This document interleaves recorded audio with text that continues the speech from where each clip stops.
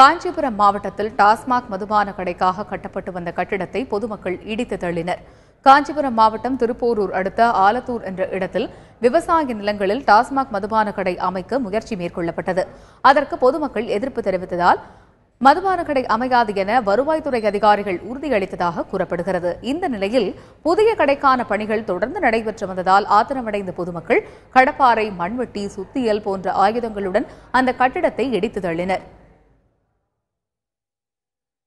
சேலம் மாவட்டம் தம்மம்பட்டியில் அரசு தொடக்கப்பள்ளி அருகே டாஸ்மாக் கடை திறக்க பொதுமக்கள் எதிர்ப்பு தெரிவித்து ஆர்ப்பாட்டத்தில் ஈடுபட்டனர்.